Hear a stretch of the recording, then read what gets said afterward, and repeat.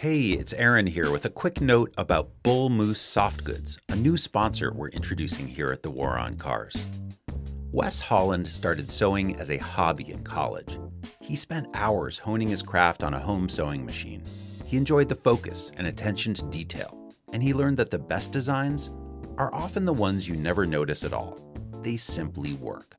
Wes combined his love of sewing with his passion for bicycling, and Bull Moose Soft Goods was born. Bull Moose is your one-stop shop for all things bags, whether you're hiking in the woods on the weekend or biking to work during the week.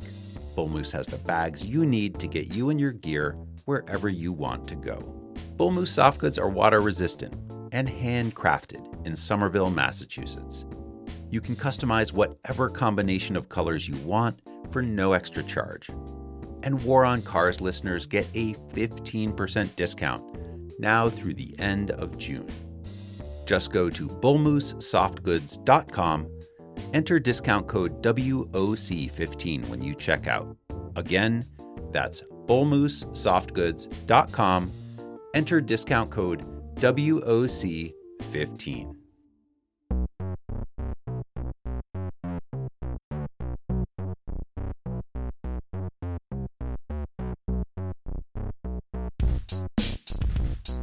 This is The War on Cars. I'm Doug Gordon. First up, you can find us on Patreon. Go to thewaroncars.org and click Support Us. Starting at just $3 per month, you will get ad-free versions of episodes like this, exclusive bonus content, merch discounts, stickers, and more. Thanks so much to everyone who chips in and makes The War on Cars possible. Last year, we received an email from Michael Jans. He's a city councilor in Edmonton, Alberta, and he was asking us to come to his hometown to do a live show. Michael described himself as, quote, a progressive fighting for bike lanes, safe streets, active transportation, and good urbanism in a mid-size western prairie city, population of more than 1 million, with a footprint larger than Chicago. A few emails, a few Zoom calls later, and we were all set to not just do a live show in Edmonton, but to attend something called the Winter Cycling Congress. If that sounds familiar to longtime listeners, it's because my co-host Sarah attended the Winter Cycling Congress back in 2020 when it was held in Finland. You can hear all about her experience in episode 37 of the podcast, Finnish Lessons. The Winter Cycling Congress is an annual event that's organized by the Winter Cycling Federation, an international nonprofit dedicated to promoting year-round cycling, even in the world's coldest cities. Now, Western Canada and Finland are pretty different, but once you learn a little bit about Edmonton, you'll understand exactly why it was chosen to host the 2024 edition of the Winter Cycling Congress, which was held back in February. Because right now, an unlikely cycling revolution is happening in one of the coldest big cities on the planet. Yeah, Edmonton is cold. It sees average winter lows of minus 13 Celsius. That's around 7 degrees Fahrenheit for you Americans out there. And long stretches where the mercury stays well below freezing. Edmonton can get snow as early as October and as late as May. Edmonton is also big and really spread out. It's 627 square kilometers, or about 264 square miles, just a little bigger than Chicago, as Michael mentioned. Outside of the downtown core, there's a lot of car-centric development and suburban sprawl, including the famous West Edmonton Mall. That's the second largest shopping mall in North America, right behind the Mall of America in Minnesota. Then there's Edmonton's main industry, fossil fuel extraction. Edmonton sits not far from some of the largest deposits of oil sands in the world, and a lot of the people in Edmonton and the surrounding and even sprawlier metropolitan area work in industries related to getting all that petroleum out of the ground. Combine Edmonton's top industry with its sprawl and Western Canadian character, and that means you'll find lots of folks driving long distances in very big SUVs and pickups. When Aaron, Sarah, and I stepped off the plane at Edmonton International Airport, airport code YEG, or YEG, by the way, we were greeted by signs welcoming us to oil country. And of course, the city's NHL franchise is named the Oilers. We went to an Oilers game at Rogers Place in downtown Edmonton on our first night there. And, we didn't tell too many people sitting near us the name of the podcast. Still, I did say that an unlikely cycling revolution is happening in Edmonton. As YouTuber Tom Babin put it, Edmonton just might be the most exciting bike city in North America. Right now, Edmonton is in the midst of a 4-year, $100 million Canadian investment in bike lanes that was approved by the City Council as part of the 2023-2026 budget. Now, that might not sound like much when you compare it to the amount spent to build a couple of highway interchanges, but you would be hard-pressed to find even a smaller, warmer city anywhere in North America that is spending that kind of money on active transportation. And that investment is already paying off. This year, the city is building 10 new routes spanning 17 kilometers or about 10 miles. Eventually, its bike lane network will connect some far-flung areas of the city, and it will link up with some existing high-quality protected bike lanes in the downtown and elsewhere. Some of the bike lanes we saw near the University of Alberta are even marked for winter snow clearance priority. That means that when it snows, they get plowed before the adjacent roadway for cars. Pretty cool. Edmonton is also relatively flat, which makes it great for biking. The most hills you'll find are along the North Saskatchewan River Valley.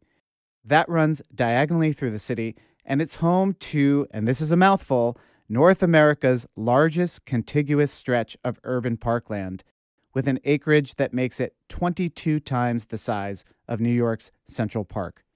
A lot of the bridges across the river, including the iconic Walterdale Bridge, feature wide and comfortable dedicated walking and biking paths. There's even a funicular that connects the trail system and the downtown. You can roll your bike right in, and it's free. And the views are great.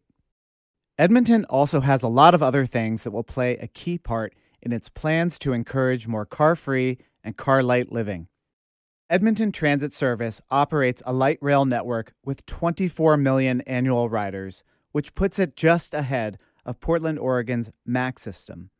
An extension was completed in 2023 on budget and ahead of schedule, and further expansions are still to come. But there's one really big thing that Edmonton has going for it that I am sure will set it up for success, and that is the people. In addition to our host, City Councilor Michael Jans, we had the privilege of interviewing former Mayor Don Iveson. It was under his leadership that a lot of the bike lane funding and transit expansion got started.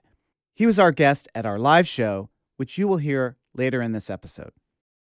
Sarah, Aaron, and I also had the great pleasure of meeting and talking with so many enthusiastic Edmontonians, especially the amazing advocates who understand the joys of winter cycling and the benefits of building a cycling network that works for people in all 4 seasons.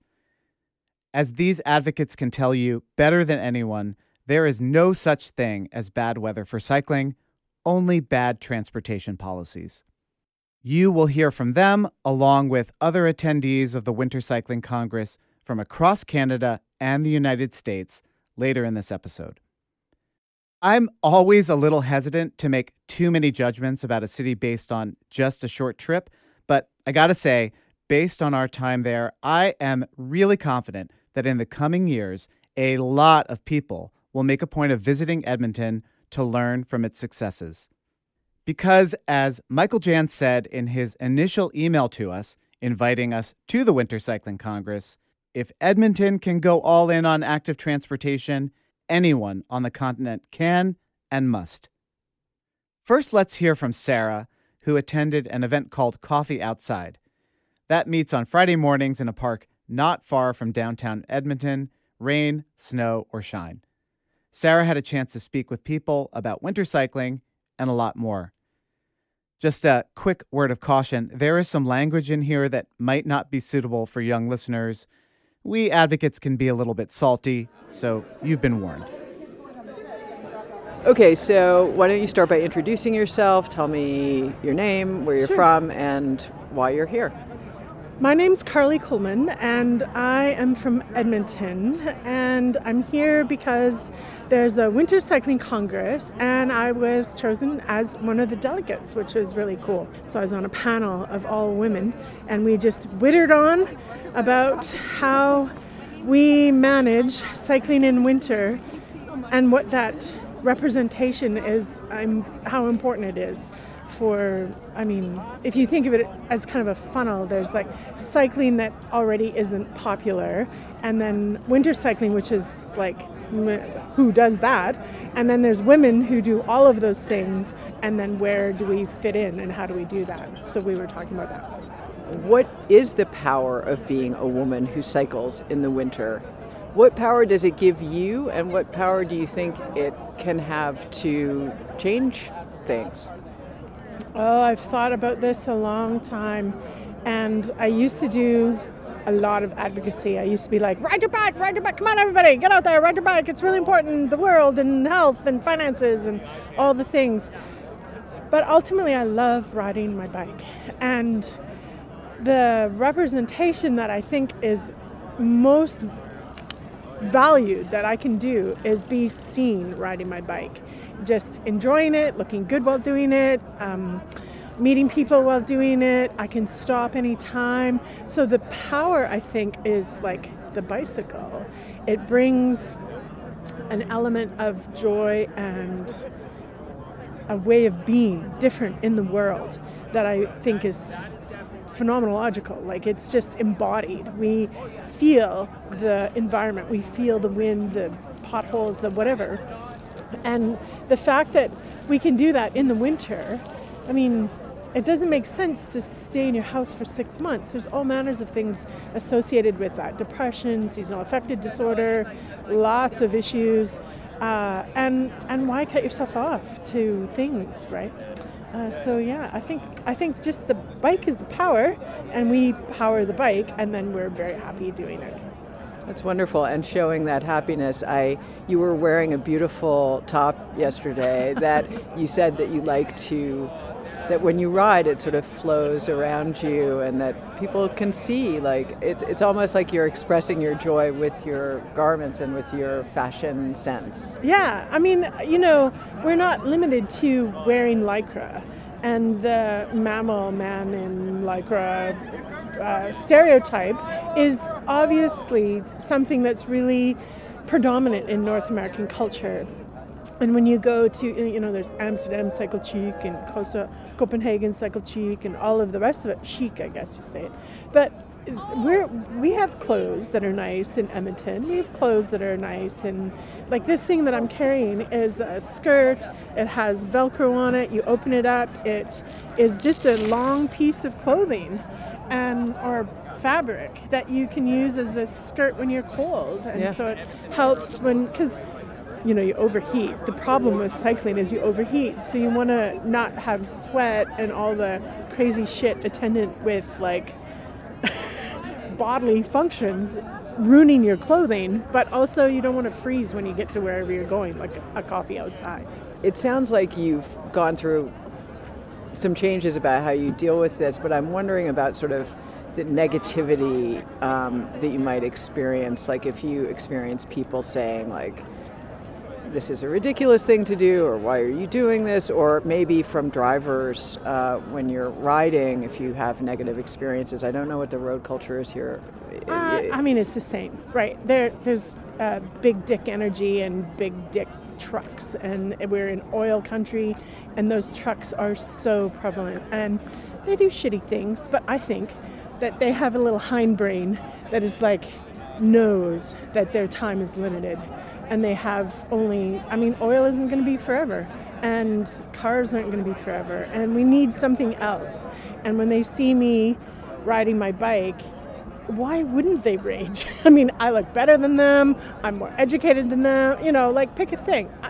That's a stereotype, of course, but they're stereotyping me as a lefty, whatever, pick a thing, right? We all categorize humans in ways that are pertinent to us, but road rage is like we were talking about this yesterday, and it kind of makes me feel sorry for them because they're trapped. They have no idea how fabulous it is to ride. But maybe they're remembering it and then are angry because they're paying, an astronomical amount for their truck payments. Like, who knows what's going on in their head. I'm not going to change your mind by preaching at you or telling you you'll save more money. Cars are more convenient. Like, that is a given. It's why they survive. That's why people choose them hand over fist every time.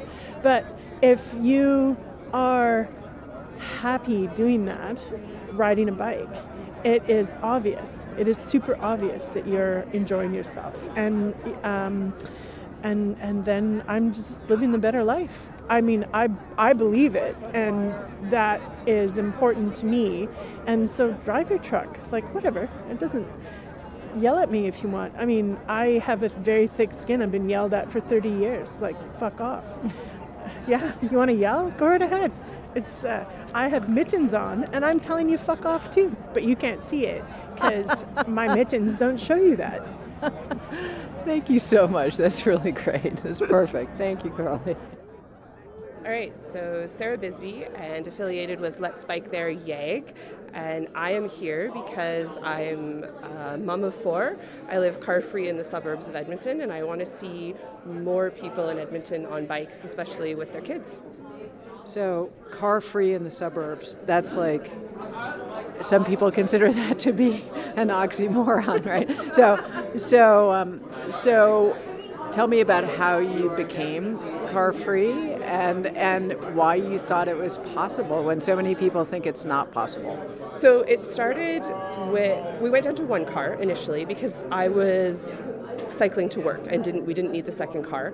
But we wanted to be able to take kids with us, and we had 3 little kids at that point in time, and in order to afford a cargo bike, we needed to come up with some cash, which meant selling a car. So the cargo bike replaced the first car, and then we did that for about 4 years, and so we still use the minivan quite a bit. But when we had our 4th, we thought, well, okay, we'd been toying with going car-free, but we're like, well, we're having a 4th kid. We cannot go car-free with a baby. Then I was on mat leave, and the minivan was sitting in the driveway, not going anywhere, because we were taking the cargo bike we had everywhere. And my husband was commuting to work and didn't need a vehicle either. And it was like, well, why are we sitting with this $50,000 piece of equipment on our driveway that we're not using?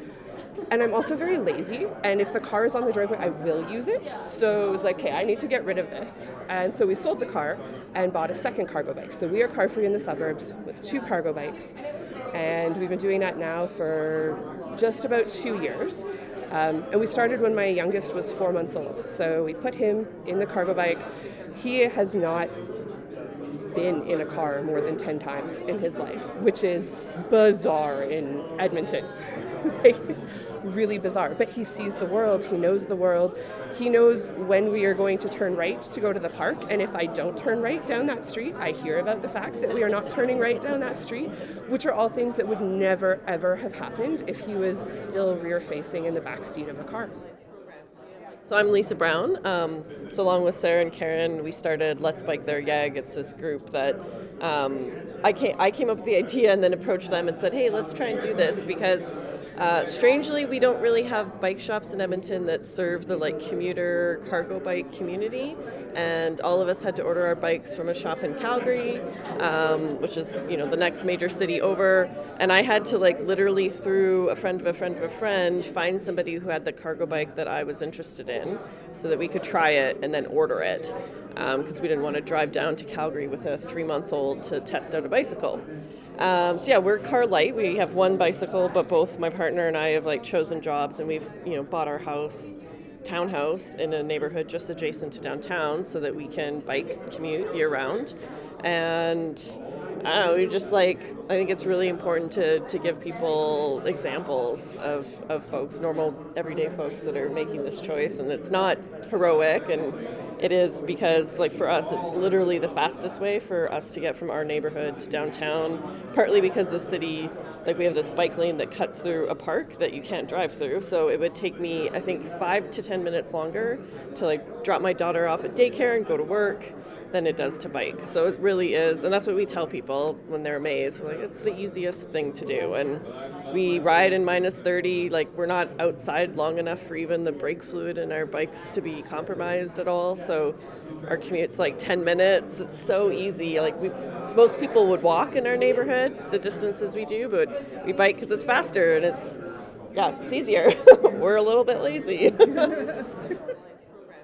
Karen, why don't you tell us who you are and a little bit about your story? So I'm Karen Parker, also with Let's Bike Their Yeg, and moved to Edmonton right as I became a parent. And it's interesting to see how things have changed over the years. One of my favorite anecdotes about sort of Edmonton car culture is I moved here like 8 months pregnant. We went to a prenatal class at the local hospital, and the instructor was talking about how you had to have a car seat to leave the hospital. And I said, well, what if you don't have a car? And she looked at me like straight-faced, wasn't joking, and she said, you mean like if you have a truck? Because it just didn't even compute that like you would have a child in Edmonton and not own a car. And like we did own a car, but I was just curious because we had moved from Vancouver and we knew lots of families that didn't have cars, and it just didn't even compute with people here. And it's been interesting to see things change over time in Edmonton to become more of a cycling city. With our first kid, who's almost 14 now, I looked at cargo bikes. You know, they were very expensive. You had to import them from Europe. I don't know, like there weren't really electric cargo bike options accessible. And now it's much more accessible. I feel much safer to cycle in Edmonton, and we kind of want to show people that it can be an option.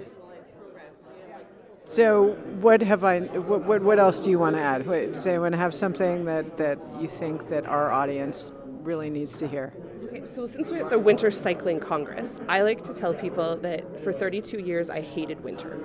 I thought winter was the worst season, and I shuffled from my house to my car, from my car to wherever I was going, whatever the destination was. I never dressed for it, so I was always cold in that run between the buildings, and I looked for, okay, what am I going to do indoors with the kids this weekend? What are we going to do? And then when we got the cargo bike in the spring, I was enjoying it. I was enjoying what I was doing with the kids. And I said, I don't want to give that up this winter. I don't want to go back to what I was doing where I'm shuttling back and forth in the car all the time. So I said to my husband, I'm like, let's just keep riding. Like, we're going to stop when it gets too hard. That's when we're going to stop. And we had the winter gear, but I had never worn it properly. I mean, you live in Edmonton, so you have the snow pants and you have the heavy jackets and you have the heavy mitts, but I just didn't ever want to put it on because it was a lot of work to put it on to just go to the car and go in between. And now I love winter. I look forward to winter. It's exhilarating. You feel alive when you go out, and there is nothing like riding on fresh fallen snow or in the middle of snow as it's falling down. It is a blast. I've got a cargo trike as one of the bikes, and I love bombing through snowdrifts. Like you just put the assist on high, you gear low, and you just go, and there is nothing like that feeling. And if it wasn't for cycling, I would still hate winter. And I think, and a lot of people have recognized this, you even said, the kids learn to understand their city a lot better when they're sitting in the front of a cargo bike or on the back of a long tail. And I think, I grew up on a farm, so I was out doing chores, feeding cattle at like 6 a.m. starting at 10 years old, and riding my horse as transportation. So I had like a lot of that independence, but also like respect for weather. I was never one of those teenagers that went out without enough clothes because like I frostbit my toes when I was little. Like I would never do that to myself. So I think being able to give my daughter that gift, even though we live in the middle of an urban city, is really important. My brother is choosing to raise his kids on a farm, but that's not like, it's not the right path for me, but it's really great that I can give that gift to my daughter. And she absolutely, we ask her, like, we're running a little bit late, like, do you want to take the car or do you want to go on the bike? And she's like, okay, that's the choice. I'm going to put my snow pants on right now because I want to go on the bike. And yeah, I think that's just a great gift that I've been able to give her. My name is Patty Weens, and I live in Winnipeg, but I'm from Brazil. But I've been living in Winnipeg for almost 34 years, and this is my second winter riding my bike. And winter cycling was really a life-changing experience for me, and I couldn't miss this conference for the world. So how did you get into winter cycling, and how has it been life-changing? I started because I was bike commuting and I really loved the way I felt when I rode my bike. And I hated putting my bike away in the fall, right? So my partner suggested maybe I should try to do winter cycling and just see how it went. And take it one day at a time. You don't have to go every day. So my first experience, my first day, I knew that I was never going to be able to not do it again. There was a line in the snow, and I crossed it, and I was never going to be able to stop. Was there something particularly exhilarating about being on the bike in the winter? Why was it so revelatory when you had already been bike commuting at other times of year? It's that feeling of empowerment, that feeling that's hard to describe. I talk about it like it's like faith. I can't explain it to you. You have to experience it yourself. It's something that grows inside. And the first time you do it, you walk around the office when you get to work. First of all, you get there before everyone else because you're not stuck in traffic, and you feel so empowered for having the control of your commute, being in control of your commute in the winter, not being dependent on cars or even transit. Being able to get there, walk around with your helmet still on, dripping all the snow, and puffing your chest like you're the shit. I'm gonna have to beep that out. No, that's great. No, we don't beep anything out. So how does being able to feel the elements of the weather in the winter, how does that affect your mood? How does it affect your feelings about winter in general? All of your senses are really awake. You're paying attention to how your tire is hitting the ice. Is it snow now? Are there cars? Am I on the right track? Do I need to move over a little? Are there cars coming? You're so engaged with your surroundings, especially in winter, and you're feeling that fresh, cold air, right? So your eyes are really sharp. So by the time you get somewhere, you've had this sensory experience, and it really wakes you up. Whereas in a car, the other day I had to drive 15 minutes to go pick up my kid at university, and it was the longest car ride of my life. I am completely isolated in this car, and there's so many cars around, yet you're so alone in this box. Whereas on the bike, you are the environment. You are part of the scenery. You are part of the road. What are you seeing here in Edmonton that inspires you for what you might do when you go home to Winnipeg? Well, first, we see how much money is being put in planning and educating and actually building things. There is a lot of investment. Someone just told me that there are 400 planners in the city to work on these things. At home we have maybe 24, right? So there is so much that we can do from the advocacy point of view. But what we really need is more people on bikes putting pressure. The more people that ride bikes year-round, or even on the nicer days, right? Then they'll start to understand and demand more. And then they will be the vote that makes the difference. The politicians will start seeing that, if I want to stay in power, I am going to have to cater to this group, or else. So it's the political will, really, but the only thing that we can do is continue to advocate and get more people on bikes so that our numbers are stronger. My name is Nicola Dinacola. I'm from Edmonton. I live in the community of Riverdale. I'm attending the Winter Cycling Congress because I am an all-season, all-year-round cyclist, and I hope to be representative of the Edmonton cycling community. So how did you get started cycling?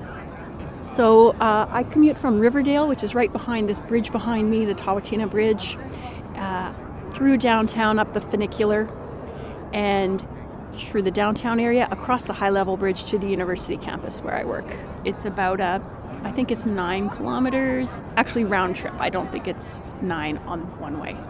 And so what kind of bicycle do you ride, and what special measures do you take for winter cycling?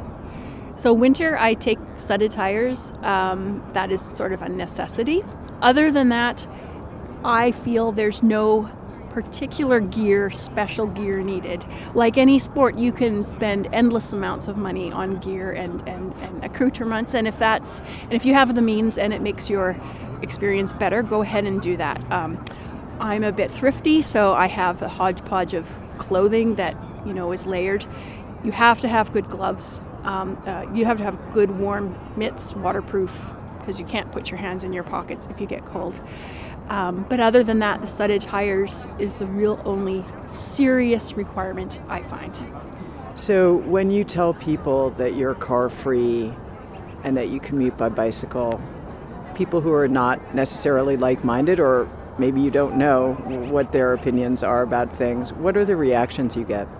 I think that it's very important that people know that I'm just a person commuting, getting to and from work and getting to and from places, and that it's transportation. It's not a lifestyle. I'm not trying to be evangelical about it. It's sort of life-changing for me, but at the end of the day, it is just a way to get to and from places, just like any normal person. Have you converted anyone else to being car-free or car-light, or has your example inspired others, do you think? I think so. I'm not going to take direct ownership to any one particular person. Because I know that once someone has contact with me, they inevitably have contact with the rest of the group, and the group is what really converts people. I think no one person. I'm really proud, though, that I have 2 grown kids, and they're not cyclists, but they like to tell their friends that their mom does this, and that makes me really happy. So I don't necessarily want to inspire people to do exactly what I'm doing. I just want to inspire people to be aware that the people in their lives who are maybe their neighbors, and they may be, all those people they come in contact with, their co-workers, and are doing this. And this is normal, and this should be normalized, and our society and our infrastructure and our public policy should reflect that. My name's Ian Walker. I'm here from Winnipeg, Manitoba, Canada, and I'm here in Edmonton to connect with other folks from other cities that are doing great things around winter cycling. So tell me about what winter cycling is like in Winnipeg. Winter cycling is usually very cold in Winnipeg. This year's been unusual with the warmer temperatures. We get a significant amount of snow over the winter and very cold temperatures. Some days riding to work we'll be going with a minus 30 degrees Celsius temperature with a minus 45 degrees Celsius wind chill. So it can get pretty chilly, but I've been doing it for the last 11 years with 2 children, and we absolutely love it. It's a great way to participate in our city and see our community. So what are some of the attitudes you encounter from people who maybe are not familiar with the idea that winter cycling is possible, or that cycling as transportation in general is possible? A lot of people say that I'm brave and, I have thick skin and I can handle the cold, but I always tell folks it has nothing to do with bravery or, being able to withstand the cold. It has everything to do with having the right clothing on. I'd love to hear what your gear is. Like, what do you consider essential? Well, on my head I have a regular bicycle helmet with a merino wool balaclava and a toque and a neck tube over that. When it gets really cold, I'll cover up my face with a shield that has breathing holes so that the fog doesn't fog up my goggles. I often just ride in a cycling shell with layers of jackets and fleece and base layers underneath that, and then on my legs, long johns and fleece pants and wind pants, and on my feet, a couple of pairs of wool socks and a good pair of heavy boots. And my family gets around on an Urban Arrow, so the kids. I have to dress them a little bit warmer since they're not moving, and I put the cover on the bike during the winter to keep the wind off of them. But we haven't had any problem keeping the kids warm during the winter time. So what about the politics of getting cycle infrastructure into Winnipeg? What's that like there? Is it an uphill battle, or is there a receptive government, or what's it like? Things have improved a lot. I've been doing cycling advocacy in Winnipeg for the last 13 years. Attitudes have changed. There's still some folks that say, we're a winter city, so we shouldn't be building bicycle infrastructure because you can ride your bike 2 months of the year. But we're seeing a lot more people in Winnipeg starting to ride bikes in the wintertime, especially with the climate crisis. People are recognizing that bicycles are a good urban mode of transportation. And our city councilors are coming around. We've been doing some tactical urbanism in the city around winter maintenance. The city hasn't been good over the years with maintaining our infrastructure, so it gets built up with snow, and then there's people walk on it, and it gets very hard to ride a bike on.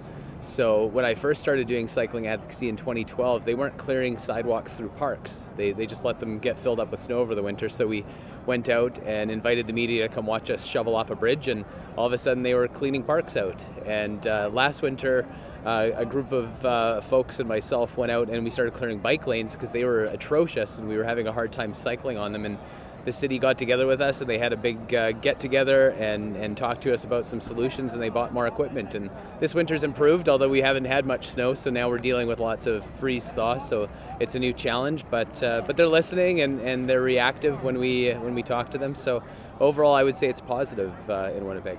What do you see in Edmonton that you wish you could have, or what impresses you here? Well, we're standing in this beautiful river valley that Edmonton has, and it's just spectacular. I love the continuous paths. I understand it's about 100 kilometers of paths through the valley here, and it's bigger. So you're from New York. They were saying it's I think 10 times bigger than Central Park. So just to have an amenity like this in one city would be spectacular. I think I'd be here, 5-6 days a week with my kids just exploring the woods. We wouldn't have to even get out of town to get into nature. My name is Janine. I'm an avid cyclist. I started winter biking at the first year of the pandemic. I'm here because of the War on Cars, as well as the opportunity to attend the Winter Cycling Congress that's close to my hometown. I live in rural Alberta, in between Calgary and Red Deer. I have a commute that's 3.5 kilometers on gravel, 3.5 kilometers on pavement in a town, and it's just pure joy to be on a bike. So, are there a lot of people in your town who cycle? No. I'm here to attempt to get verbiage, knowledge, information on how to advocate for a simple bike rack downtown Didsbury. I've presented at town council a couple years ago in an attempt to get bike racks outside our public library because a lot of kids bike. I'm a rare individual who bikes to and from work. I think a lot of bikers would come out of the woodwork if we had the infrastructure. Tell me about what it's like, what drivers are like in your area, and like how do you stay safe if there's no infrastructure? You're on gravel, you said, but is it gravel that is also used by cars or not? Yeah, there's no biking infrastructure. I get yelled at weekly.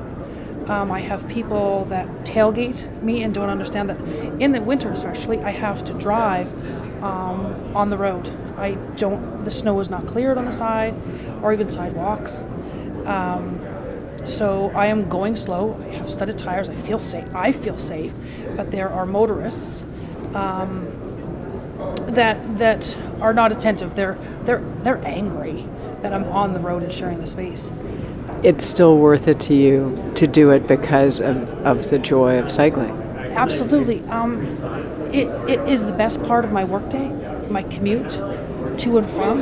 It gets my head in the game, and then it gets my head out of the game. So, and the fact that I see a ton of kids on bikes to and from the 3 schools that we have, and it just makes me smile. And I'm interacting. I can chat with somebody, and I had my Christmas music on my Bluetooth speaker and going, just through the town and around the schools and on my way to my place of employment. People are smiling and happy. Like, you can't not be happy on a bike. You said sometimes you play the War on Cars through your speaker? Amen. Yes, that's predominantly why I bought my Bluetooth speaker. And it's black because of your colors, black and yellow. I couldn't get a yellow one. So I have a black Bluetooth speaker mounted to my handlebars to blast the War on Cars. Hey Zeb, how's it going? Good. How do you like your Clever Hood? It's a good rain jacket for like walking in the rain and like for really heavy rain. Tell me about your backpack when you're wearing the Clever Hood. It usually stays dry since it's basically like a poncho. It goes behind you, all around you, and then there's a hood, so all your belongings will still be dry. Right, because your backpack goes under the cape. Yeah. What color is yours? Yellow. The weird thing about podcasting is that I ask questions I know the answer to already. I am your father, and I know what color your raincoat is. Yeah. And is it comfortable? Yeah. Yeah? Yeah. Do you know where people can go to get 15% off everything in the Clever Hood store? War on Cars. Well, sure. You can go to thewaroncars.org, or you can go to cleverhood.com/waroncars and pick up, what do you have, a Rover rain cape in yellow? Yeah, I think so. You think so? I think. You think? I didn't buy it. That's true. Yeah. Anything else you want to say? No, not really. All right, so there you have it, a glowing endorsement of Clever Hood from my son, Zeb Gordon. How old are you? 11. See what I said about asking questions I know the answer to? Yeah. For 15% off everything in the Clever Hood store, go to cleverhood.com/waroncars and enter code ITMAYRAIN. That's ITMAYRAIN. While Sarah was at Coffee Outside, I did an interview on CHED, an AM radio station with a listenership that, let's just say probably doesn't have a lot of overlap with the audience of the War on Cars. I was there for a drive time conversation with hosts Stacey Brotzel and Daryl McIntyre. Take a listen. Coming up, we are talking bikes, but at the same time we're talking cars. Because we're going to chat with one of the hosts of the War on Cars podcast here for a cycling summit, all right after your news. Right now, we're going to launch into what I think will be a fiery conversation, maybe with you, because it always is. Every single time we talk about bicycles in Edmonton, bike lanes come up and all that kind of stuff. Well, there's a YEG Winter Cycling Congress that is underway, because there's lots of Edmontonians who hop on their bike even in the wintertime. And one of the guests is a co-host of a podcast. The podcast is called The War on Cars, which instantly gets everybody going. Doug Gordon is joining us in studio this morning. Great to see you, Doug. How you doing? I'm doing great. Thanks for having me. You're poking the bear. No matter where you are, right here. But with just the podcast name, The War on Cars, you're expecting some blowback, obviously. Can I tell you where the name comes from? Please. It actually comes from Canada, from Toronto. Former Mayor Rob Ford, when he was elected in 2010, he said, "Ladies and gentlemen, the war on cars is over." And he started kind of ripping out bike lanes and ending transit projects. And he recognized that bikes and bike lanes are sort of like this cultural flashpoint and exploited that. And, the rest is Rob Ford history. But there's lots of examples from across Canada of that phrase being used. So when we decided to name the podcast, we were like, it's sort of the podcast about the war on cars. And boom, that became the title. Do you think it is a war on cars? It's not. No. The war on cars is sort of like this cry that people say, sort of like the war on Christmas. Like, God forbid you say Happy Holidays to someone instead of Merry Christmas. It's like, oh, you're waging a war on Christmas. Well, if you look around, Christmas is still like a pretty dominant holiday. There are decorations everywhere. You kind of can't escape I've heard of it. Yes, you might have heard of this little holiday. Christmas tree sales in a back alley. Right. Shh. Exactly. And I think the war on cars, it's something people say, you take one one parking space and you put in bike parking, or you take 100 parking spaces in a city that has thousands and thousands, people accuse you of waging a war on cars. So it's more of this cultural cry that we sort of co-opted for the title of the podcast. So we're not alone, because when we talk bike lanes, we talk putting $100 million towards bike lanes. Our text line blows up. People are very, very angry when they heard that. So tell us about other jurisdictions that just have not taken to bike lanes as well as others. Well, I think you have to be careful, because I think bike lanes actually are quite popular. You see the people using them. You see that politicians often want them. But then you see the people who don't. I think another good example is Mark Sutcliffe in Ottawa. He ran for mayor saying, I will not wage a war on cars. Where I live in New York, we've had politicians who say, this is an attack on motorists. Like, how am I going to get to work? Things like that. So I think the comfort is every city goes through this. Every city, whether it's a big city like New York, a sprawled out city like Edmonton, small towns, everybody goes through this sort of cultural reaction to change. Change is tough. I have a hard time with change. And so I understand it to a certain extent. I think some people get their backs up because we're a winter city. And clearly we've had a ridiculously mild winter this time around. But it's not always the case. So you're going to actually be at this Winter Cycling Congress. The argument is putting that much time and effort and money into something that for a lot of the year we can't really use. You can, but most people are not getting the fat tire bikes and all the gear that they need to do that. What do you think about the argument that it depends on where you live? It can depend on where you live, but I think mostly cycling is a factor of infrastructure, and how you get around is really dependent on what your built environment looks like. If you took the average pickup owning driver here in Edmonton and you plop them down in my neighborhood, they would walk and they would bike and they would take transit. If you moved me here, I'd probably get a car. You would need to. But winter cycling, Edmontonians are really hardy. They'll get out. Most cycling trips aren't that long.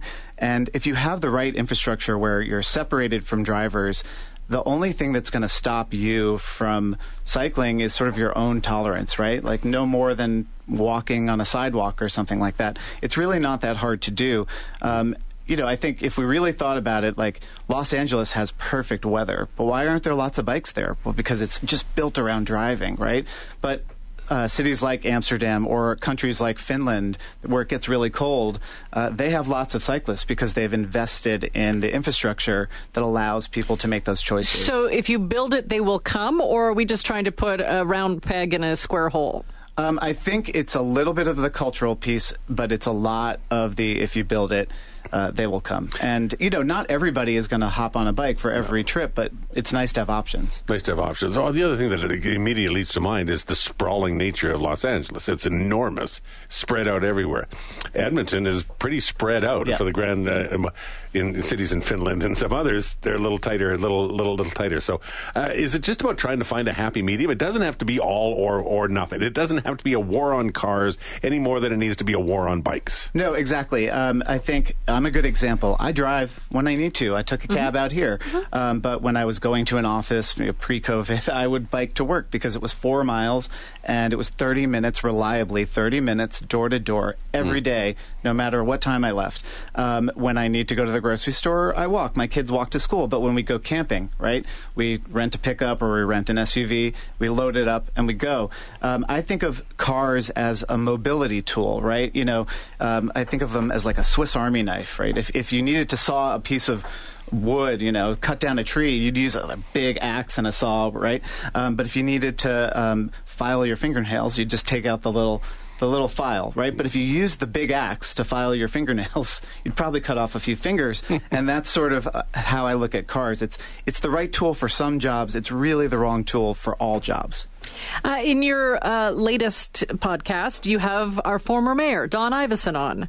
He sort of was the guy who started this bike lane tradition here in the city. Well, what did you talk about? Does he have any regrets on putting Edmonton on the path of bike lanes? Well, we're talking to him tonight, 7:30 at the West End. You haven't talked to him yet. Okay. I've pre-interviewed him. He's a great guy, very smart. And yeah, he talks. He's going to talk a lot about the political pushback that he got from voters and fellow elected officials as he decided to move forward on a lot of this stuff, not just bike lanes, but transit as well. And, I think it takes strong political leadership, which I think he exhibited, to really push through that and understand that over time, the opposition really dies down as people get used to stuff. If I moved to Edmonton tomorrow, the fact that there are bike lanes in downtown would not be a novelty to me. It would just be like, oh, I guess that was always there. And I think that's sometimes, as humans, we need to look at the world that way. And so you're going to be recording this. It's all part of the Congress. It's at the Westin. I guess you can get tickets to go watch you guys doing the recording of your podcast? Yeah, you can buy tickets at the door. At the door? Yeah, okay. Yep. At the Westin, and that's at 7:30 tonight. Cool. What else are you going to be doing? Is this your primary role at the Congress? Is to do the podcast, have that conversation, then get out of Dodge before the cold weather hits? We are leaving before the cold weather hits. Smart. But we've been here since Wednesday, and I did take in the Oilers versus the Bruins, and that was a ton of fun. So, yeah, awesome. Win in Rome. Absolutely. Bike on down to Rogers Place. I love it. Thanks so much for joining us. We appreciate your time. My pleasure. Really nice to see you. Doug Gordon, co-host of the War on Cars podcast. And you know what? Bike lanes, I'd rather them in a bike lane than in front of my car is really my theory on bike lanes, because it's dangerous for them and it's dangerous for me. And I just wish it didn't cost so much to do them. I think we over create these things and to make it it's really expensive per kilometer of bike lane. Find a more efficient way of doing it. Still do it. Just make it more efficient. Wait till you hear how much highways cost. Oh, okay. And with that, we're going to take a bit of a break. Back to your home remedies. What do you use that may be a little, not scientific, that will cure the common cold or that nagging cough? We're back in a minute. Later in the day, Sarah and I were on a panel about content creation and storytelling. We were there with Jasmine Steffler and Patrick Murphy of the YouTube channel Oh the Urbanity and Yute Lee of About Here. I am a big fan, and we will put links to their channels in the show notes. After our panel, I wandered the halls of the Westin in downtown Edmonton and talked to more attendees of the Winter Cycling Congress. You're going to hear from some people Sarah spoke with at Coffee Outside, but their comments and observations were so brilliant that we were more than happy to give them the microphone one more time. Tell me your name and where you're from. So my name is Kimberly Nelson. I'm from Calgary, Alberta, Canada. What brought you to the Winter Cycling Congress? How do I miss an opportunity to be with my peers? I've been winter biking for almost 20 years, so the fact that we all get to celebrate it, that there are so many important guests, yourselves included, that get to come up and talk, such a great way. And then I'm also on the national organization, so good way to connect with everybody across the country. And what do you do in your sort of day-to-day advocacy? Tell me a little bit about that. I'm on far too many boards. It's kind of sad. So I'm here repping at least 4 that are on my name tag, and then I'm also on the board of 3 others. So a lot of it is the storytelling. Like, how are we using the storytelling to push the advocacy? How are we engaging new people and new voices and young voices and teaching them how to ask for what they want, how to change their city to make it what they want? Why is it important to focus on winter cycling? It's a really specific idea for an organization, for a conference. So why is that an important story to tell?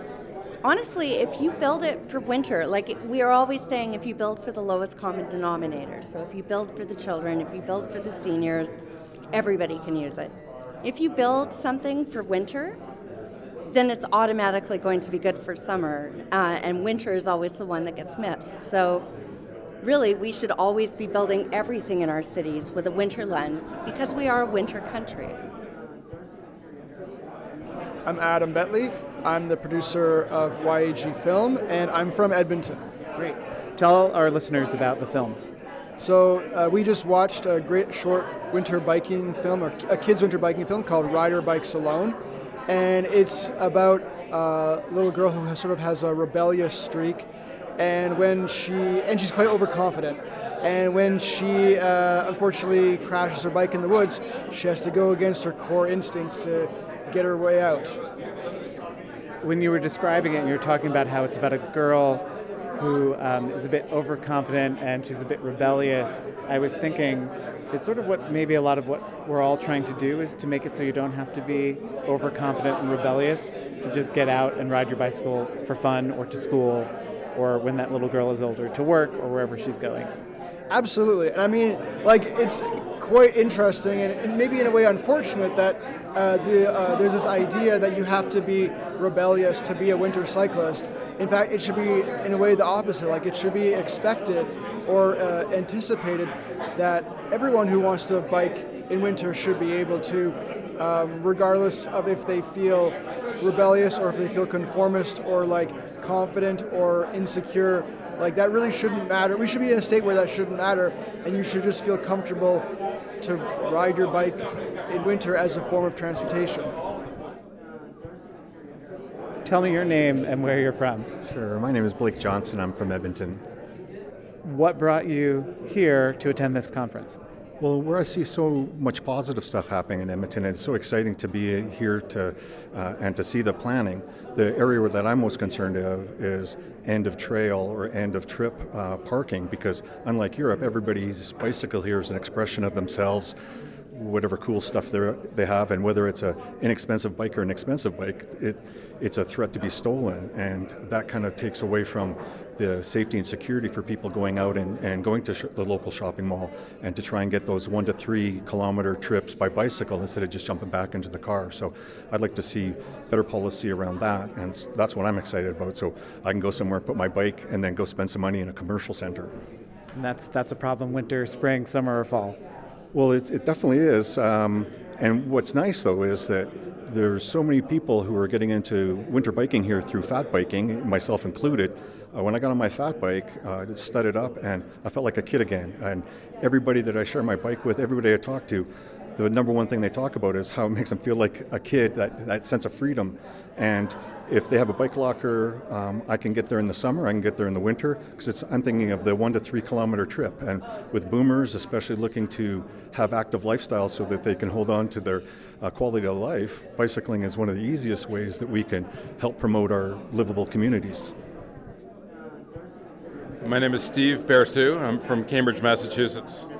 And what brought you all the way here to Alberta, Canada, to Edmonton, to attend the Winter Cycling Congress? I guess I'm still looking for the magic answer of how we're going to transform our cities into places that are good for people instead of vehicles, and that includes dealing with probably one of the biggest challenges, which is the winter, year-round alternative transportation. And the Boston area is doing a pretty good job these days of building out infrastructure. Talk about how the winter cycling piece of that fits in. I think the cities have been very intentional about making it comfortable for people to use their bikes year-round. And they've built a lot of really good new infrastructure, separated bike lanes and that kind of thing, and it's all been done with a view to how can we maintain this year-round, and people are liking it. People are doing it. Ian McCausland from Winnipeg, Manitoba, Canada. Why is it important to have a winter cycling congress? Why is it important to get people together to talk not just about cycling, but about cycling in the winter? I live in a city, Winnipeg, which everyone jokingly refers to across Canada as Winterpeg, because we're known for our cold winters. So for us to successfully grow our city and move it forward, we have to have our population embrace active transportation, and cycling is going to play a huge role in that. And what brought you here other than the fact that you would have the chance to talk about winter cycling? It's exciting to be here and connect with people in other cities who are doing the same work as me and learning from their successes. So we don't have to reinvent the wheel. We can actually just take some of the wins that people have done in other cities and apply them to our city. My name is Kim. I'm from Edmonton, born in central Alberta, but I've been in Edmonton for my undergrad, then work now for my master's, and don't really plan on leaving anytime soon. So what encouraged you, or why did you decide to attend the Winter Cycling Congress today? So I am an avid cyclist. I commute by bike. I ride my bike for fun. And I've fallen more than a few times in my winter riding. So just coming to a space where people are talking about biking, how do we make it more accessible? How do we make it safer? It's just really exciting to be part of that conversation. So Edmonton has a number of challenges, not just the cold, but it's a really sprawled out city, very car dependent. And of course, the biggest industries here are all fossil fuel related. How do you manage your advocacy in that environment? Yeah, so for me personally, before I would say I consider myself having become an advocate, I felt like Edmonton was really big. My grandparents live here, and it was about a 20-minute drive to their house, and I thought, man, they live on the opposite side of the city. And then I started biking to their house, and it's about a 35-minute bike, and I thought, dang, this city is actually really small. You can get anywhere by bike in under an hour and have a great time doing it. So for me, cycling was a great way to discover Edmonton and discover that it's not actually that sprawled. You really can get anywhere by bike if you know kind of the tricks and tools to get around. So I really try and keep that in mind when doing the advocacy work, is saying, hey, if you want to bike out to the suburbs, you can do that. If you want to bike to the next town over, you can do that. It's actually not as hard as it seems on paper. And apart from the ease of cycling, what's one thing you wish people knew about Edmonton that they don't? I just love Edmonton so much, and there's so many little things about it that if you go to an event or go to a space with the expectation that you will be excited by it, you will be. If you go to the River Valley thinking, I'm about to have a great time, you're going to have a great time. If you go to a coffee shop that's tucked in an alley and you think, I'm going to go to this cool coffee shop, you're going to get there and you're going to think, dang, this is really cool. And going in with that expectation, you will meet or exceed that expectation. It's Nicola Di Nicola, and I'm here from Edmonton. And you told me you had a soundbite you wanted to say when you walked up to me. Yes, I was thinking about this as I was listening to your panel discussion about storytelling. And what I wanted to talk about with winter cycling, everybody always talks about the weather. And as we were talking about storytelling and the narrative of cycling, I wanted to talk about the weather, because the weather is not a hurdle. It is a character in our story. It's sometimes not the main character. In any season that you cycle, the weather is a character. Sometimes it's the main character, sometimes it's a supporting character. But it is a character in our narrative, in our storytelling of cycling, and it should be treated as such. And I feel sorry for people who only get around by cars, because they are not intimately connected to such an important character in our world. I mean, I can tell you what the weather was on this day last year and 2 years ago, because I'm intimately pals with this big character of ours who is really key in my story as a cyclist, winter or summer, fall, or all times of the year. The climate is a character, weather is a character, and I'm glad I'm friends with this character. Finally, on Friday night, we headlined a live show at the Westin. Our guest was Don Iveson.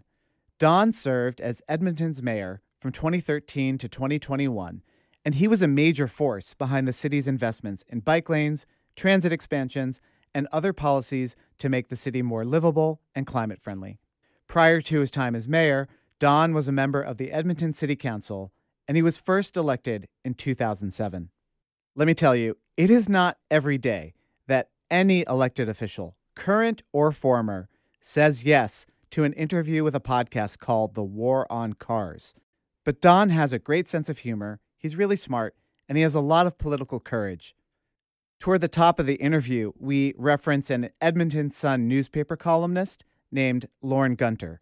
That's Edmonton's resident anti-bike contrarian, something that most city papers and news sites have. Lauren frequently invokes the phrase war on cars anytime motorists are inconvenienced in the slightest. So let's just say that Don is used to it all, and he's a great role model for other elected officials who want to take the long view and invest in making their cities better for the next generation and beyond. What you'll hear has been edited for this episode. Here's our interview with former Edmonton Mayor Don Iveson. So why don't we invite up our guest? Don Iveson already got a nice introduction. He is your former mayor, and we're really delighted to welcome Don Iveson to the War on Cars.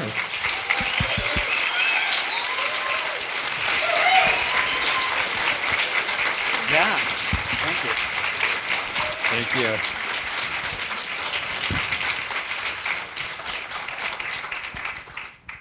Tom Babbitt, I don't know if he's here, but he labeled Edmonton the most exciting city for cycling in North America, which is a really bold and big claim. But I will say that listening to the plans that a lot came from your administration, I think that is correct. So we're really happy to have you here.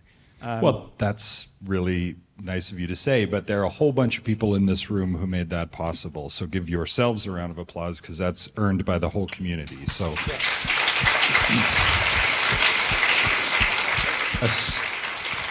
Especially Lauren Gunter.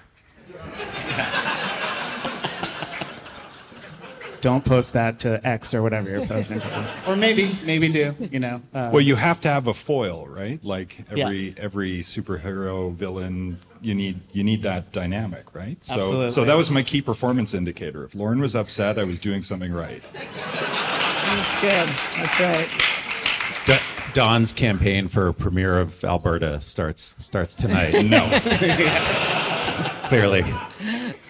I mean, along the lines of things being popular, you won re-election with 73% of the vote. After putting bike lanes in. After putting bike lanes in. Yeah. Yes. Yeah. Woo!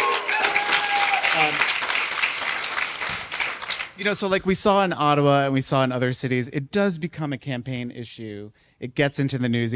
I did a talk radio, CHED hit this morning, and not your normal War on Cars audience. And so not your normal drive time listening either. Yeah. And it becomes like a culture war thing that's easy for the media to seize on. How did you deal with that during the campaign? That's a great question. Well, there were 4 campaigns, 2 for city council and then 2 for mayor. And when I ran the first time for city council, it was, I didn't run on let's put bike lanes everywhere. That would not have worked. But the vision that I articulated at the time was smart growth, urbanism, and sustainability and housing affordability vision, which I then got the privilege to work on in this community and to some extent beyond this community nationally for those 14 years. And I still work on those issues actually after my time at City Hall. But that was a broad enough vision and to be sort of inclusive and non-threatening. It didn't hurt that I was 28 at the time in what was, and we weren't thinking about this then, this was Edmonton's fast growth boom phase around 2007. And we were, I think at the time, the youngest city in the country. And there was this generational turnover that was starting in many of our institutions, including in public life. And so the average age of Edmonton City Council was in the 60s before I got on. And then now I think it's probably in the 40s, if not 30s. And so that I was just on the bow wave of that generational change. And the message that really worked with people when I went out and knocked on doors and talked to them about the kind of city that I thought we should be building, but also asked them, what's the kind of city that you want to live in? People talked a lot about the places they visited that they loved, which are great walkable cities of the world. And Edmontonians are wealthy enough by that time that they were pretty well traveled. And none of them said, I love going to places with huge traffic jams and getting stuck in them for hours and hours. Like you ask people what kind of city they want to live in, and they either tell you a part of this city that they love, like I love being on White Ave, I love the coffee shops, I love the bookstores, I love being able to walk. I wish I could do that in my neighborhood.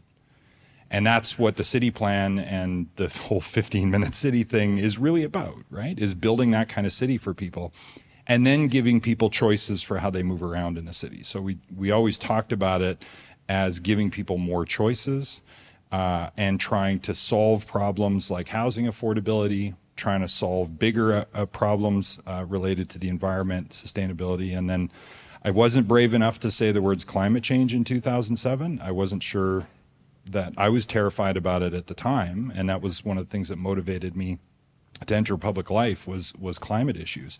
And I did make one mistake. Well, I made lots, but such as agreeing to do this interview, for example. In respect of cycling, particularly, at first when we started talking about it and doing an earlier version of the cycling plan, I focused a lot on the sustainability benefits because that was the set of values that I was bringing to it.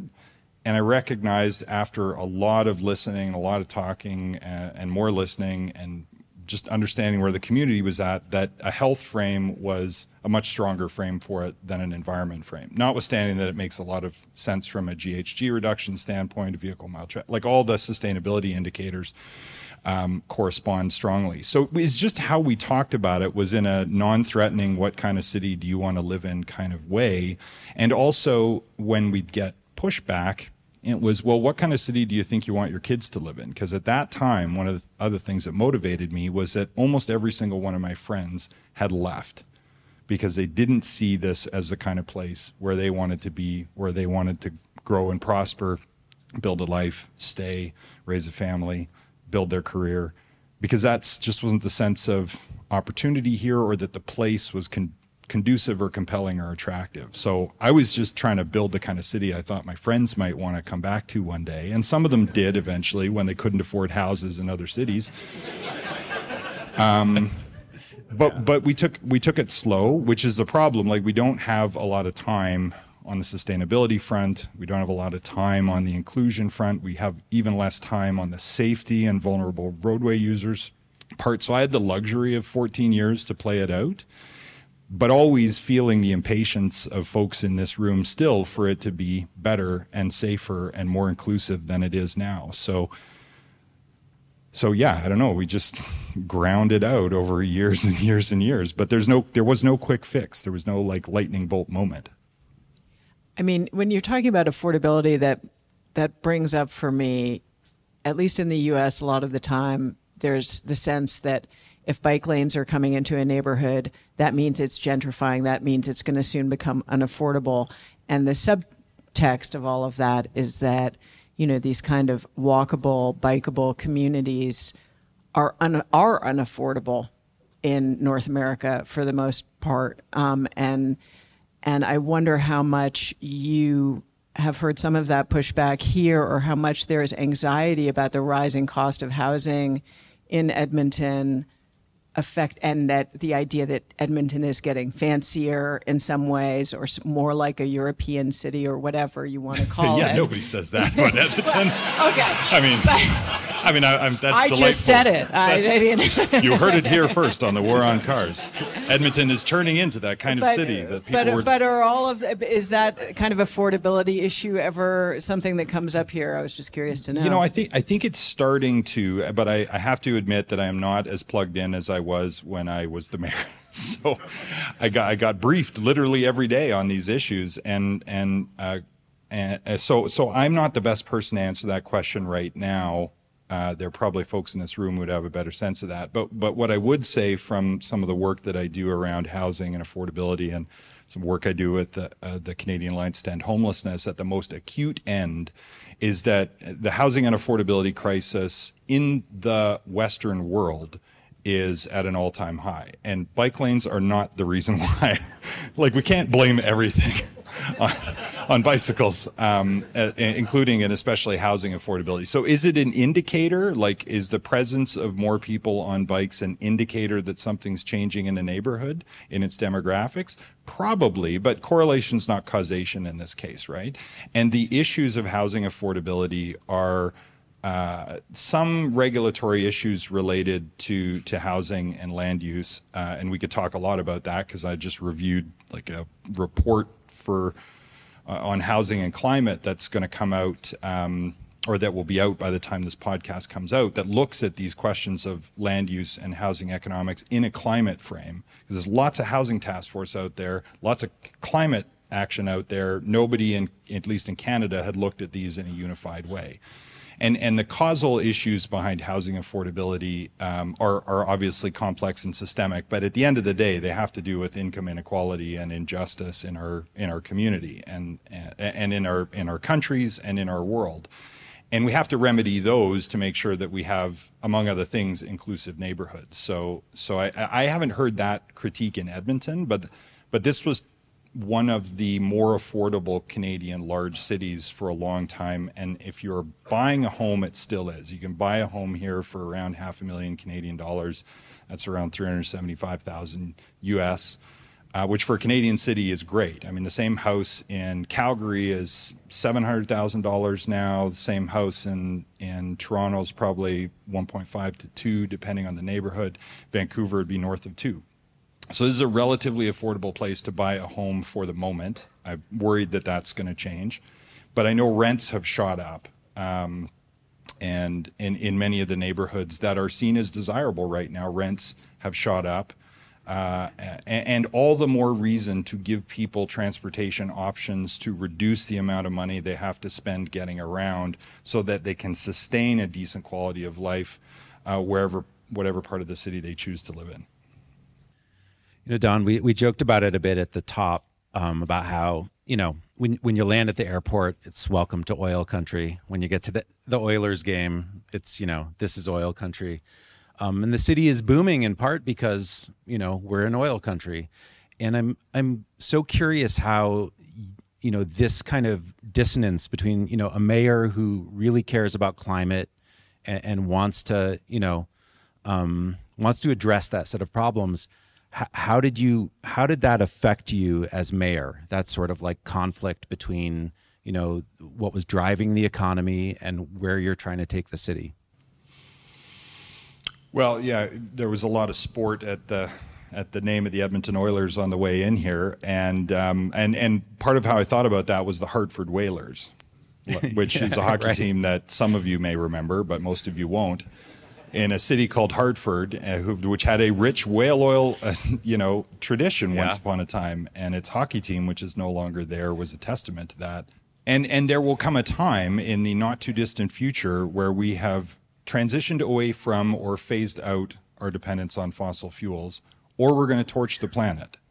And there is now, I mean, we've known this for a long time, and now the petrostates, at least at many of the more authoritarian petrostates, have figured this out. And at the last COP, and I was there for I wasn't in the discussions at that level. I was doing other stuff there on the climate adaptation side and doing some climate finance work. And the the authoritarian petrostates understand that this change is coming, and so do most human beings, including most Edmontonians. And when you survey Edmontonians and you survey Albertans in general and Canadians, it's about the same number. Like 3/4 or more believe that climate change is anthropogenic, i.e. human caused, and that we need to act urgently to change it. And the spread between Edmonton and Toronto is, almost within the margin of error of the survey. So it's not like Edmontonians are all climate deniers. We kind of know. It is a source of a lot of the prosperity here right now. But the way I thought about it is that, and the way I talked about it, was that this place has a long tradition of energy problem solving. And this place also has a long tradition of water problem solving. A lot of historic drought issues in the south, and then with climate, lots of other water issues as we get more drought and also more severe precipitation. And we had the IPCC Cities and Climate Science Conference here in 2018, and we had a briefing for our city council where one of the scientists said something I'll never forget, which is that all climate change mitigation issues are fundamentally energy issues, and all climate change adaptation issues are fundamentally water issues. Too much of it when you don't want it, or not enough of it when you need it. And that is now the space that I work in, is around water issues and heat and stress issues and severe storms and really uplifting stuff on the adaptation side. But again, because we have this business. heritage, but my point is that we're problem solvers in both of those spaces. And do we wish to be relevant, or do we wish to be no disrespect to the good people of Hartford, Connecticut, but do we want to be relevant 20 or 30 or 40 years from now? Because this change is coming, and we need to embrace it and see economic opportunity, research opportunity, leadership opportunity, and we need to build the kind of city that is going to be part of the decarbonization solution over time and be resilient to the changes in weather. Because the further north you are, and this place is 53 degrees latitude. I mean, the mayor of Anchorage used to always give me a hard time when I would say this, but the northernmost major city in North America, we've been seeing the front edge of climate change here, 10 years ahead of others. And my colleagues in the capital cities of the territories to the north of us, closer to the Arctic Circle, have been seeing it for longer. So some part of us has known for a very long time that this is serious and things need to change.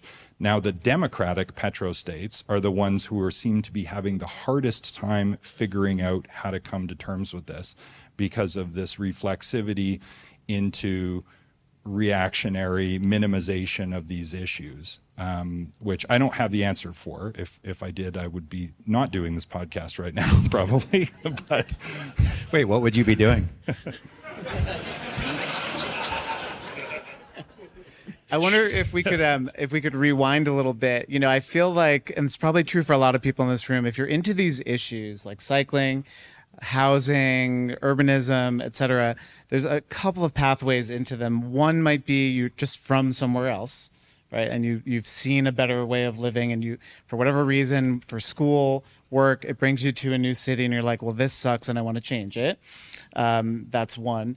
It could be that you traveled and had like the pilgrimage to Amsterdam and Copenhagen and those places, and you saw sort of like the galaxy brain ideal version of how all of this can be. We have lots of progressive elected officials who are terrible on cycling and housing issues, who talk a good game on affordability, but like if you're going to piss off the single family homeowners, they'll walk away. Was there an aha moment, or was it a gradual thing that you just started to learn about these issues? Well, like I was saying earlier, it was the kind of city that I thought we needed to build if we were going to be relevant. And so there's fear behind that on some level. There's we're losing out in some way. How did you even know what that was? Well, I lived in Toronto for a couple of years, and that was formative. So I grew up in Edmonton and then moved to Toronto to go to the school there for a year and then worked there for a year. And there was a chunk of time where I, except for like flying out to do stuff for work, I lived within like a 30 square block radius where I walked everywhere. And I had my bike there, but it was so walkable, everything was so close that I didn't actually even ride my bike very much. And at that time, there was no infrastructure in downtown Toronto. Now, I was what do they call it, a confident and fierce cyclist. And so I would ride anyway. And unfortunately, I projected that experience and that bias onto the first round of some of the bike infrastructure that we built here. Or confident and strong cyclist. I think that's what they used to tell us I was. I'm not that anymore as I get older and more fragile here, but and so I'm grateful for better infrastructure. But yeah, I think it was my time living there that I just saw, particularly there with at the time really great public transit too. I just thought, oh, okay, this is a city. This is what we mean when we say city. And Toronto's not perfect. No place is perfect, right? But then when there was the other thing that happened, in the meandering path to running for public office was a talk from a guy named Peter Kageyama, who some of you may know, an urbanist from Florida.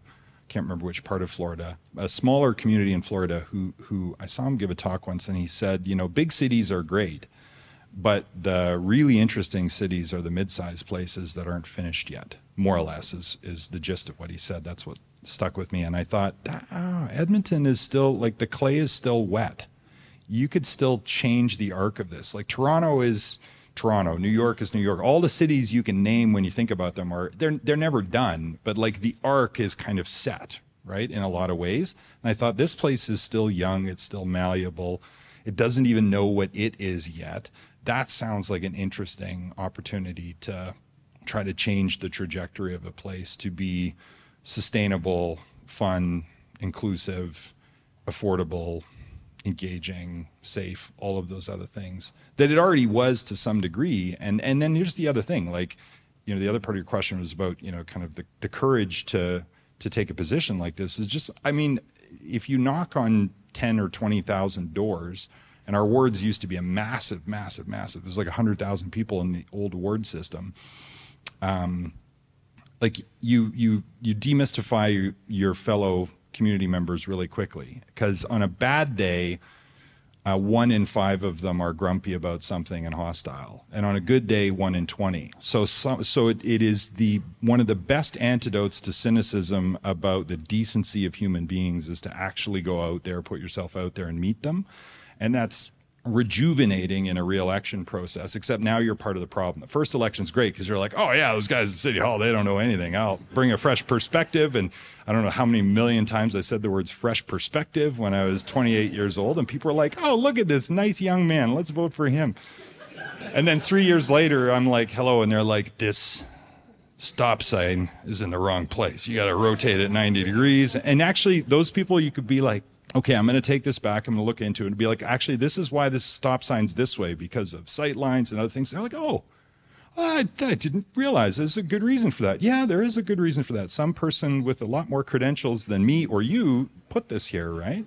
So if you give people a good answer, even a good number of those grumpy folks will turn around and say, okay, I can live with that. I don't love it, but I can live with it, right? And that's a good functioning local democracy, can maintain that kind of conversation and build trust with people. So, and that's just disarming for people. And then you can sneak in all the bike lanes you want.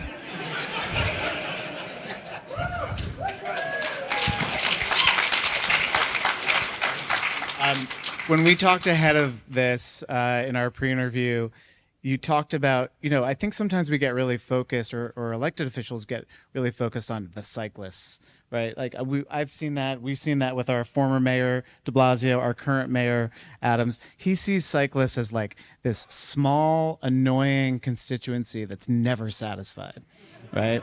And I couldn't possibly comment. Right. You know, and I think one of the things we talk about, or I've certainly said on the podcast, is that, you know, the mayors who get it don't see cyclists as a constituency that they need to please. They see cycling as a thing they need to cultivate, right? That there's a lot of cyclists who are out there, just they aren't on bikes yet, and they're just regular people in your city.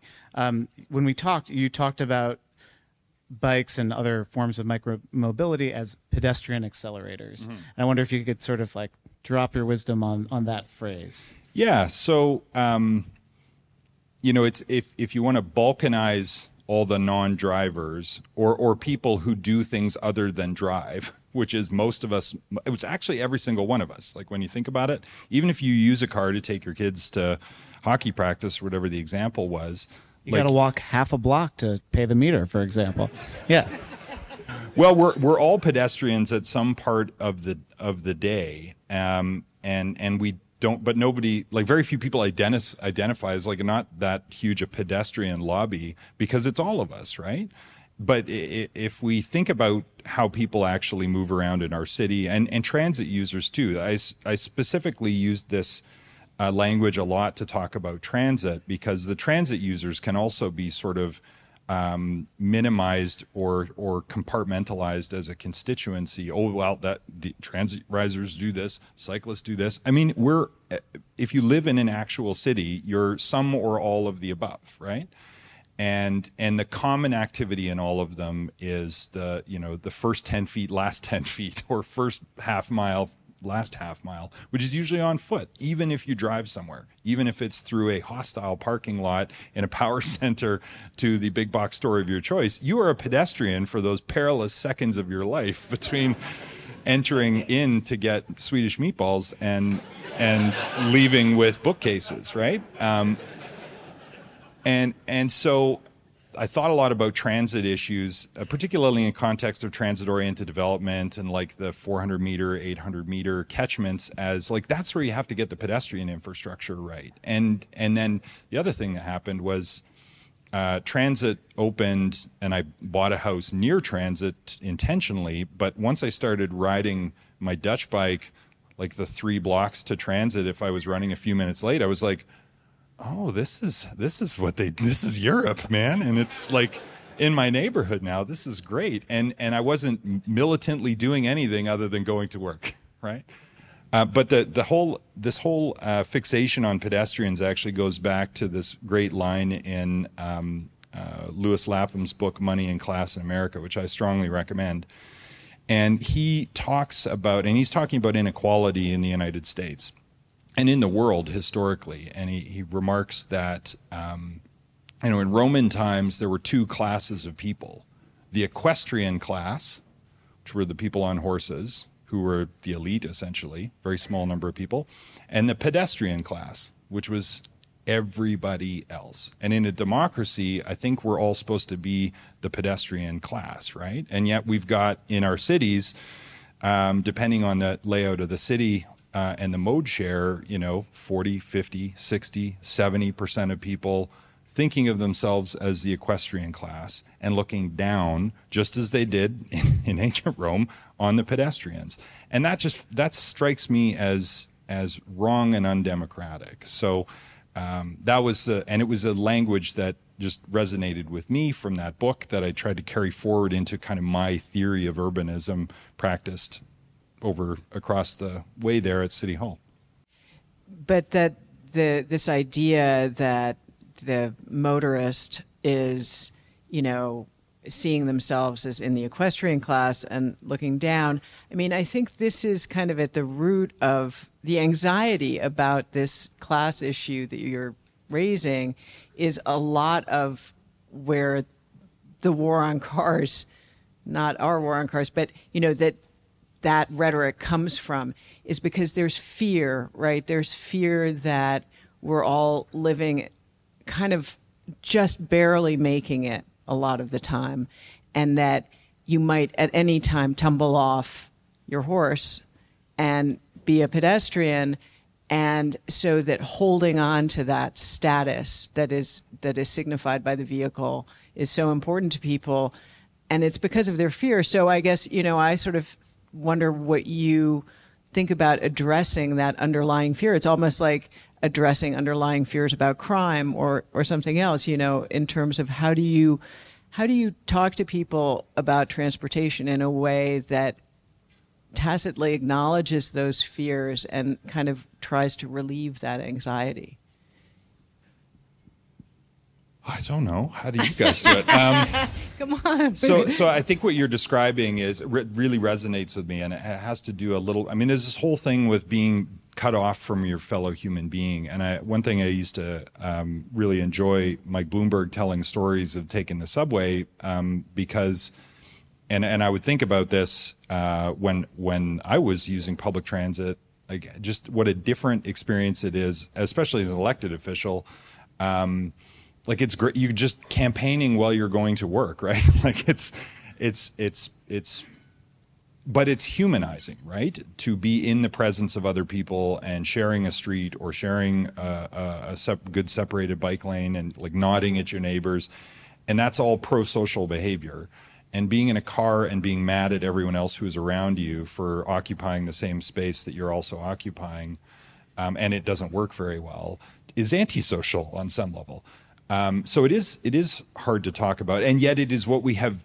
That's nobody's fault. Like we all want to have a villain for this. Like who started the war on pedestrians, right? Like I don't know. I mean, it was just sort of the systemic thing that emerged over time. There is no villain. We're the villains. We all allowed this to happen. We allow it to continue. What are we going to do about it? So the pro-social thing, I think, to do, and actually your question reminded me of one other thing. There was a car ad, this was like decades ago, that one of the car makers was advertising to students, particularly, and saying, like, you don't want to be riding the bus for the rest of your life, do you? As if that's a bad thing. And there was a lot of backlash at the time, actually. It was quite heartening because people thought that stigma is really out of place, really, really inappropriate. And yet almost everybody who would have been outraged by that probably has a car now, and it is what it is because of the cities that we built. So the key is not to like try to fight that out, one heart and mind at a time on think differently about your commute, because people get defensive when you push them on that. Key is to actually just build better environments that people will occupy in ways that work for them, through a lot more density, a lot better transit, a lot more, better pedestrian accommodation, a lot of accessibility issues. Like as a dad, when I started pushing a stroller, all of a sudden I became acutely aware of the barriers to folks who rely on wheeled mobility and other mobility aids to get around our city. And so you have to build an environment that makes all of that seamless for people, and then they'll choose the other thing. Just like I fell into it in Toronto, there was I couldn't have afforded to buy a car. And here's the other thing, and this is the other half of your question, is we are in a time of fear and unsettled scarcity. And during that time, people have a really hard time with change. They're grasping onto what they have right now. And that is fertile ground for demagogues and merchants of outrage who are running amok with our communities right now. But here's the good news. Actual people don't want really dumb stuff to happen in their community, and they want good things to happen in their community. And when there's democratic engagement and public engagement with people, that creates conditions for the long-term planning, the land use, the infrastructure, spending decisions to unfold over time in a more democratic and inclusive and urban and healthy and sustainable way. It's just you have to be really patient. There's no quick fix to that, right? And I think the hearts and minds change once people see it. I actually have an example of this, a text from a fellow who runs one of the construction companies in town here, who said, he texted me after I bumped into him somewhere. He said, "I'm not sure if you remember me, but it's not important if you do. I saw you at Rosso," which is a really good pizza place in town here, by the way. And he says, "I was going to tell you I hated your bike lane drive years ago. Now I bike everywhere and I absolutely love it." And this is a guy in his 50s who's healthier. He's a business community leader. So I think the best tactic is, if you build it, they will come, and occasionally they will say thank you a couple of years later at the pizza place. So Don, we understand you're a big Star Trek fan. Absolutely. Is that correct? And yeah, there's the whole utopian undercurrent of everything I was just saying. Yeah, as Gene Roddenberry's you fault. hinted at it. But are there lessons from the show that we should be applying to civic life? We're kind of springing this one or on that you, you but apply to civic life in general. And the design of cities and how we should run things. I wrote a blog post a long time ago that's disappeared off the internet, thank goodness, where I compared Star Trek and Star Wars. So not to upset the Star Wars fans in the room, but what I kind of boiled it down to was that, Star Trek's about community and it's about working together. And Star Wars is great. It's really, really fun, but it's all about the hero's journey. It's about one person overcoming all of these forces of opposition and this evil system allied against them. And the premise there is that most people are bad and only a small number of people are good, which is actually an oligarchic assumption, right? At best. It's not a very democratic outlook. And the rebellion is this insurgent thing against all the forces of evil. And whereas in Star Trek, you've got just all these nerds working together, and it's not a ton of ego. There's just enough hierarchy for role clarity, which appeals to me. Because I was always the captain when we were role playing. Sure. So yeah, I don't know. I just think it comes down to, and there's this great book that I've enamored with of late, Rutger Bregman's book Humankind, where he dissects this kind of battle for the soul of humanity, which is essentially, are we mostly good, and sometimes we do bad things, and there's at most maybe a small number of people who are truly antisocial or sociopathic? Or are we fundamentally bad and wrong, and we need laws and systems and oppressive mechanisms to keep everybody in line? And that narrative is his argument, and I think he's right, is that narrative's kind of winning, and especially the outrage machines run off that narrative. All the headlines you put up run off that narrative, but that's not the humans I met and worked for gonna get emotional. It's got to serve for 14 years, right? Like the million people I got to know, not all directly, but like the tens of thousands I actually got to meet are mostly really awesome, or at least good most of the time. And that's like that's a Star Trek universe, right? That's not a Star Wars evil empire, the Sith Lord is the, putting in, ripping out bike lanes and yeah. Did you have like a vice mayor Spock? Never mind. That was a joke. I did have Counselor Scott McKean, who he would actually come over and we'd watch Star Trek together, and then occasionally talk about how it applied to public policy matters of the day. So, shout out to Scott McKean. I think that's a good place to wrap things up with Don. But Don, please stick around. Everyone, give Don another round of applause. Thank you.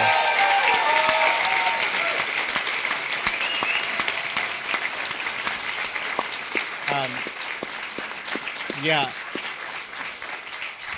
And I just want to say that every single person I talked to who, when we told them you were going to be our guest, were like, oh, that's going to be great. He's so nice. He's such a good guy. And we're so grateful that you agreed to do this. And we're so inspired by, I had to do a lot of quick homework learning about you and learning about everything that you did. And I was like, just can you become an American citizen and run for mayor of New York? So thank you for being here. Yes, well, you have to know when to leave, right? It's the Harvey Dent. Like you either stick around long enough to become the villain, or you a die total a hero. nerd. I like this. Well, but the Batman reference I really like that I forgot to give a minute ago is like, when the Joker's hanging upside down there in the Dark Knight, and the people, like including the convicts, don't blow up the ship. And he's like, people are good. Like that's what it all boils down to. People on bikes are good. People walking are good. Transit riders are good. And people in cars are good too. They just need better choices. Yeah. More choices.